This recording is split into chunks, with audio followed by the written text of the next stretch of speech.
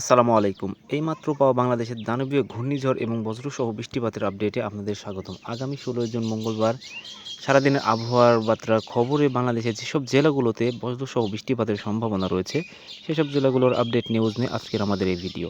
তো চলুন বন্ধুরা ভিডিওটি শুরু করা যাক। ভিডিও শুরুতে করার আগে আপনাদের কাছে ছোট্ট একটি রিকোয়েস্ট, আপনারা যারা আমার চ্যানেলে নতুন তারা আমার চ্যানেলটিকে সাবস্ক্রাইব করে পাশে থাকা বেল আইকন প্রেস করে দিন। ভিডিও শুরুতে লক্ষ্য করছি বঙ্গোপসাগর উত্তাল এবং বঙ্গোপসাগরে মেঘমালার সৃষ্টির কারণে বাংলাদেশের বিভিন্ন জেলাতে বজ্রসহ বৃষ্টিপাতের সম্ভাবনা লক্ষ্য করা যাচ্ছে। যেসব জেলাগুলোতে বৃষ্টিপাতের সম্ভাবনা রয়েছে সেসব জেলাগুলো হলো টেকনাফ, মহেশখালী, চট্টগ্রাম, কালাপাড়া, বরিশাল, খুলনা, কুমিল্লা, ঢাকা, মাদারীপুর, রাজশাহী, ময়মনসিংহ, সিলেট, কালিয়া এবং Rangpur.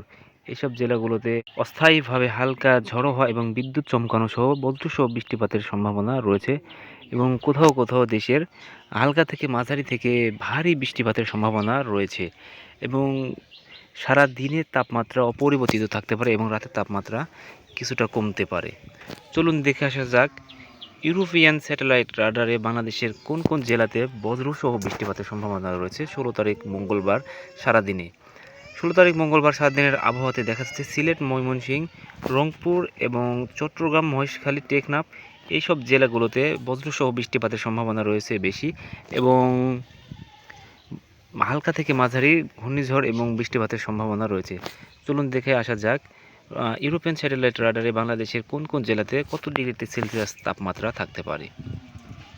টেকনাফে ২৫ degree Celsius, মহেশখালীতে ২৬ degree Celsius, চট্টগ্রামে ২৫ ডিগ্রি সেলসিয়াস এবং বরিশালে ২৭ ডিগ্রি সেলসিয়াস, খুলনাতে ২৭ ডিগ্রি সেলসিয়াস, কুমিল্লাতে ২৬ ডিগ্রি সেলসিয়াস তাপমাত্রা, ঢাকাতে ২৭ ডিগ্রি সেলসিয়াস তাপমাত্রা, মাদারীপুরে ২৭ ডিগ্রি সেলসিয়াস তাপমাত্রা, রাজশাহীতে ২৭ ডিগ্রি সেলসিয়াস তাপমাত্রা, ময়মনসিংহে ২৫ ডিগ্রি সেলসিয়াস তাপমাত্রা এবং সিলেট ও রংপুরে ২৫ ডিগ্রি করে সেলসিয়াস তাপমাত্রা থাকতে পারে এবং দিনের তাপমাত্রা অপরিবর্তিত থাকতে পারে, রাতের তাপমাত্রা কিছুটা কমতে পারে।